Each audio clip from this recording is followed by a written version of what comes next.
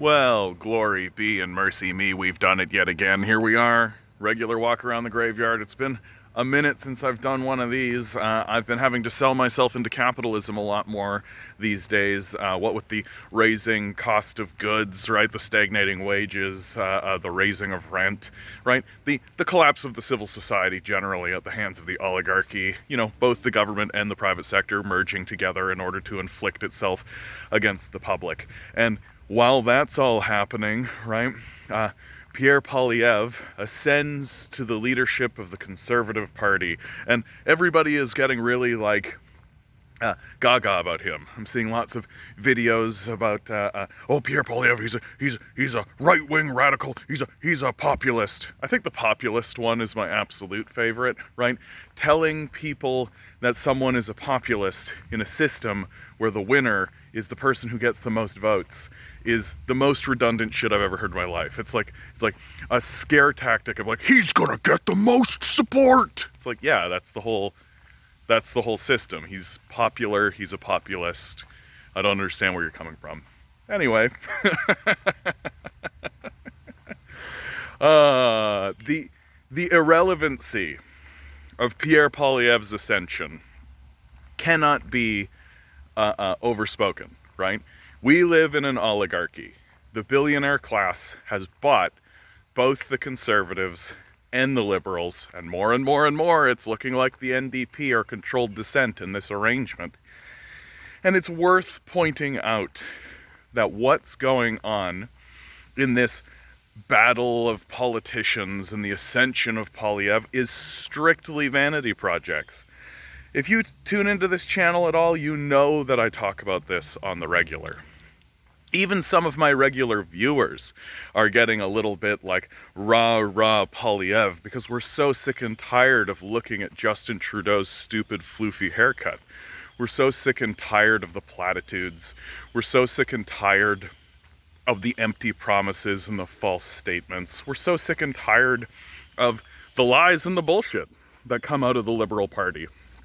And more, it's gotten very obvious that the reason why these liberals are failing us, the reason why they're failing us, is because they're still negotiating with these oligarchs as if they don't have the power to nationalize industry, right? Take the climate change crisis, right? Take the climate change crisis. Nationalize the fossil fuel industry. Stop negotiating with these guys, right? What happens every single time the government tries to pass a piece of legislation that gets sued, right? It gets caught in the courts, it bogs down, it's all this kind of stuff because we're still treating these overt narcissistic psychopaths who are attempting to destroy the species as if they should have a voice and they should be negotiated with, when what we should do flatly is nationalize the fossil fuel industry, tell these people to fuck off, and make the changes that need to happen, right? That's what we should be doing. But are we? No. And out of this crazed frustration, and everyone's getting more and more frustrated with the liberals' inability to deal with the most basic aspects of what it is to be a citizen, you know, to work a job that pays you enough to get food and shelter, and maybe a little money to actually go and enjoy your life, right? And the liberals are failing at providing that 100%. And so everybody's tilting over and saying, well, this Pierre Poilievre guy, he's at least saying that things have gotten bad, right? But Poilievre's solutions are essentially just keep selling yourself to the oligarchy, right? It's that classic libertarian grift, right? We want freedom to sell ourselves to the death cult, right? That's the libertarian position, and that's basically what Poilievre is offering you. And the game has gotten obvious to anyone with a mind to think about it for a moment, right? The liberals come into power with promises of change, barely change anything, right? Give you the little tiny incremental piecemeal reformism, right? Here's your $600 for dental, right? Here's a little, we're gonna put in a 0.2% tax on carbon, right? These little tiny incrementalist kind of nonsense reforms like throwing a bucket of water on a raging inferno fire and saying, job done, right? And so the liberals, by design, do as little as possible and are as weak as possible until eventually the populace gets exhausted with them. And where do they turn? To the conservatives, who destroy everything, right? Cut taxes so that we can privatize public services, right? Destroy the economy, destroy the civil society, until people realize, oh shit, these guys are doing the thing that they always do 100% of the time, right? Destroying the civil economy like everybody said that they would. Oh my God, why did I ever vote for them? Oh, I so regret it. Oh God, why didn't I listen to the people who were telling me that's the very thing that they do every single time they get into power every single time, right? That's what Harper does. That's what Mulrooney does. That's what literally every conservative always does. Boris Johnson, Thatcher, Reagan, right? Name a conservative, they destroy the civil society. That's their job. That's what they do. And yet we keep voting for them. Why? Because we've got nowhere else to go, we think. Right? We think, as a people, that all we can do to interact politically with the system is walk up to a ballot box every so often and check a box and slide a ballot into a ballot box and go, there we go, I participated in democracy, right? No, you didn't. No, you didn't. You participated in something that is about as relevant as phoning in to like America's Next Top Idol in order to get like your favorite pop star voted in, right? Like that's about the level of participation that you've committed to if you think just voting in a ballot box is the way to get it done.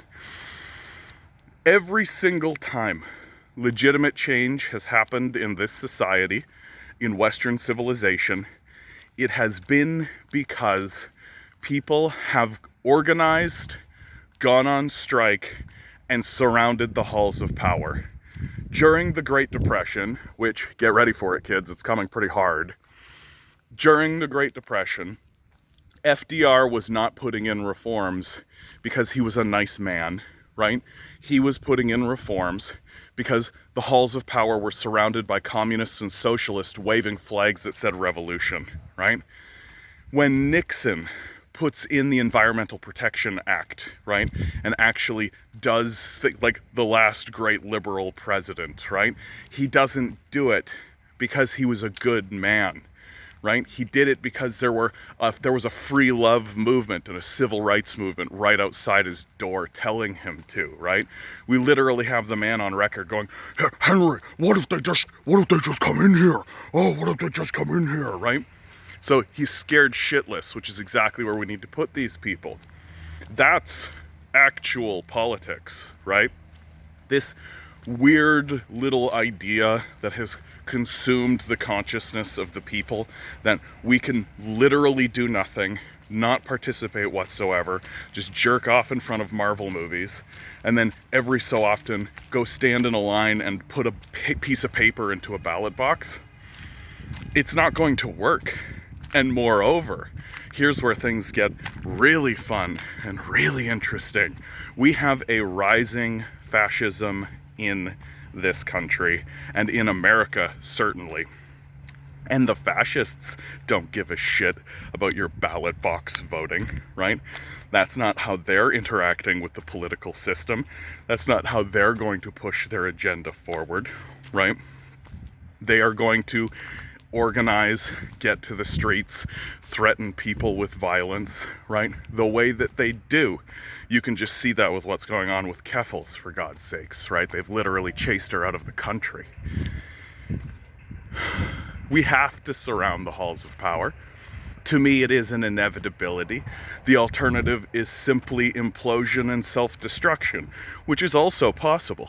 It's also completely possible that we do so. Please come to my live stream, 6 to 9 p.m. Eastern Standard Time, even if it's just to cry about this. But hopefully it's to organize. Hopefully it's to find some connection. Hopefully it's to get things figured out so that we can confront these evil demons and this evil demonic system that has overwhelmed us. This oligarchy that is hell-bent on our own destruction. Like, share, subscribe. I have a Patreon down below. please consider donating, right? Every tiny little shred helps. We need to support leftist voices. I know things have gotten bad. They're going to get much worse. If you have even $1, it's going to help. Always remember, guys, each and every one of you is a quantum being living in quantum energy. The billionaire class are spending hundreds of billions of dollars in the hopes that you'll never realize it. You'll just stay the good little commodity they need you to be. Rebel, revolt, repent. Good luck. We're gonna need it.